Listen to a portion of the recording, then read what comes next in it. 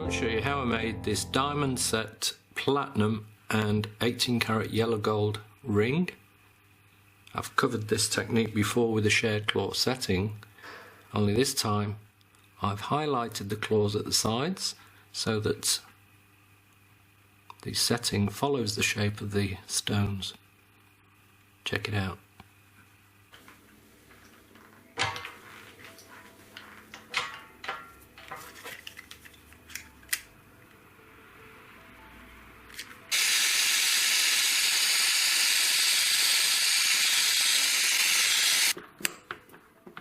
I'll bend it into shape, and the setting's gonna just go past halfway around the finger. Get a guide for the markings, so they've got a hair's thickness between them. I'll set my dividers to that measurement. And then that means that I can then give a firmer quote to the customer. But so I just use a small ball burr to put a little divot. Yeah, as I'm drilling, I'm making sure that the drill goes to the imaginary centre of the ring. It's a little bit hard to see when it's not formed into a proper ring, but with experience you get to know the angles to work with. I'll just go in now with a 1.5mm ball burr, and again I'll use that Pro Cut to a wee bit further into the setting, but I'd say the two end ones are looking spot on. You can see there's just a hair's thickness between them.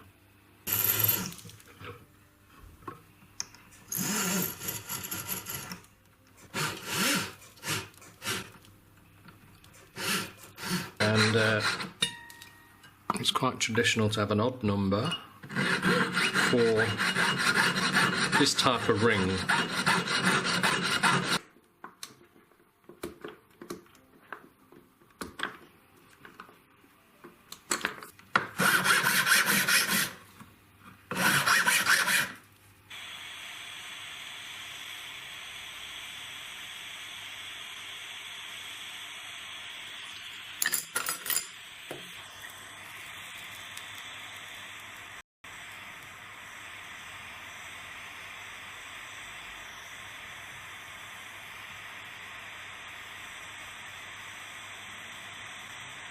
Right, finger size. Just going to hammer out the very bottom of the shank so that it tapers up to a little bit thicker towards the shoulder. Just file the shank, being very careful not to file into the platinum as I'm doing this, because I don't want to contaminate the gold filings.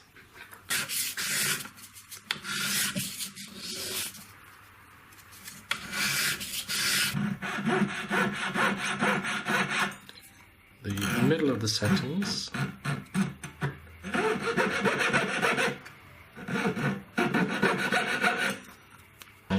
Cut down the sides with a 45-degree angle just to the scribe line I put in earlier.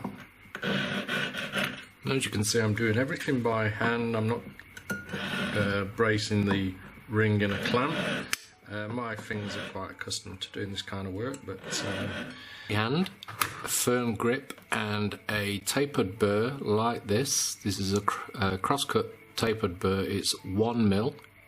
The actual measurement is taken at this point here. Hold your handpiece like this and not holding like that. So if you're not used to doing that, do the drilling test, get some practice in. So I'll use the tip of the burr. Get it going before you touch your work, otherwise it can grip and rip around the setting.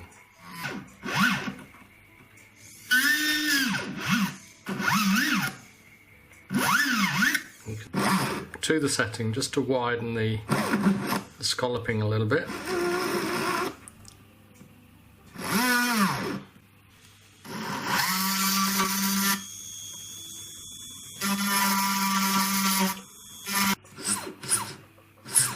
now shaping the scalloping and narrowing what will be the claws with this flame burr. So it's like a narrow bud burr, so that's the bud burr. You can use a bud burr, or you can even use a cone burr.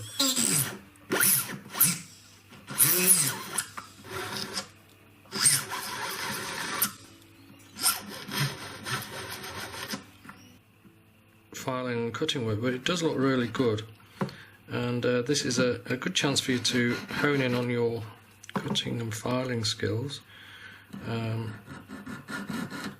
We'll just take the cut from the very edge of the claw and cut in like so, and as you lay the saw blade onto the ring, the line of the blade should go right through the imaginary centre of the ring. If it doesn't do that, then the claws are going to look as though they're leaning.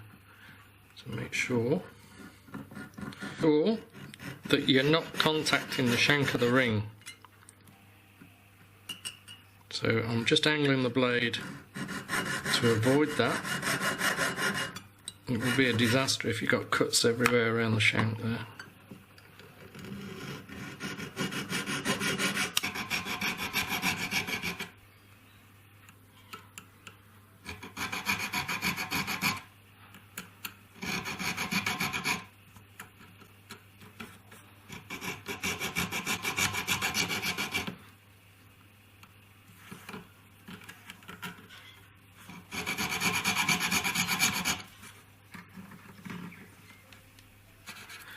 When I say rounding off, I mean rounding off the edges at the bottom there and the top. When it comes to the claws, you can start rounding those off very carefully, blending them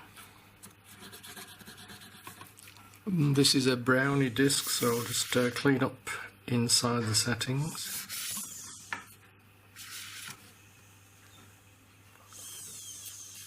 Back with the brownie disc, I'll just prepare the scalloping for polishing. I'm going to be careful not to cut a grooving when I use this. It's pretty efficient, so you have to keep it moving.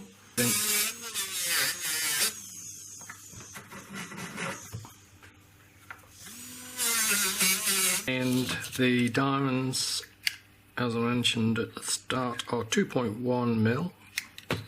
They're 4 points in weight, and the heart burr I'm going to use to do the initial cut work is around about 10% smaller, so this is 1.9 mil. So I'll be able to drive this in to the right depth. So I'm going to have the edge of the heart burr just go down around about 0.5 mil, or the point of the stone. I'm just going to start with 3 and then see how we're going with the stones.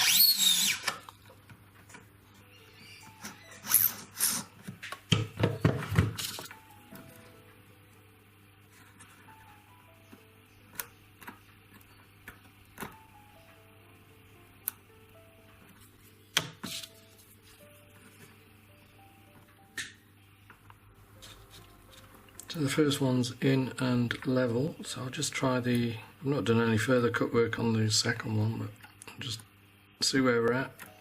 2 in and 2 level.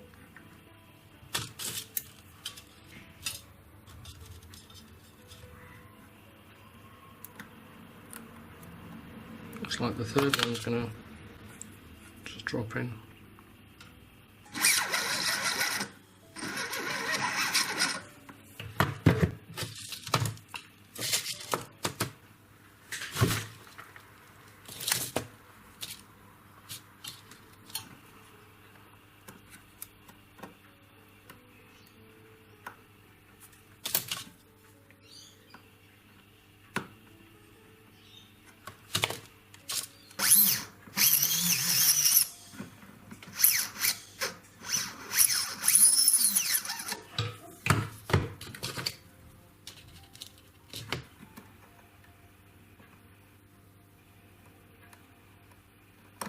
In a GRS Benchmate, and this is the inside mandrel option, and this will keep the ring supported because I'm going to be putting some pressure on it. It could bend the ring, so the claw tips quite nicely. I'm just going to run around a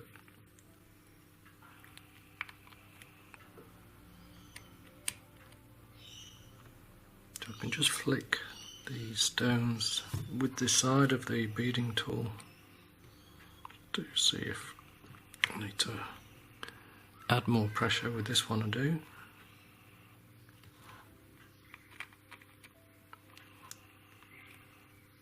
The next stone is pretty firm.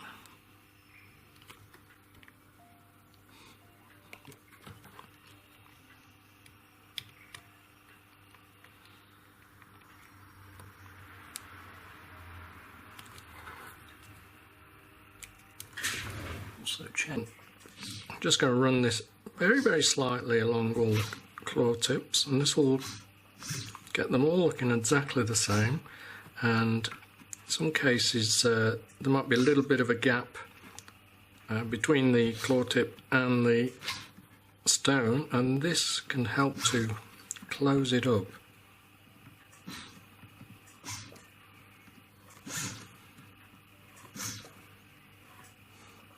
But what you should do is just feel the edges of the claw tips and feel if they're scratchy, because you might need to just run over the sides with a needle file. And this one is it's a knife edge needle file with no teeth right on the edge there, so it's ideal for working around stones. So this is a greeny disc that I've cut a little groove into the edge just with an old needle file just at the base here, and now I can use that to finish off the claws without flattening them.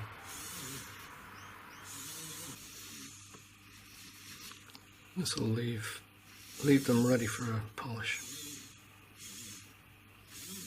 And go over the top as well.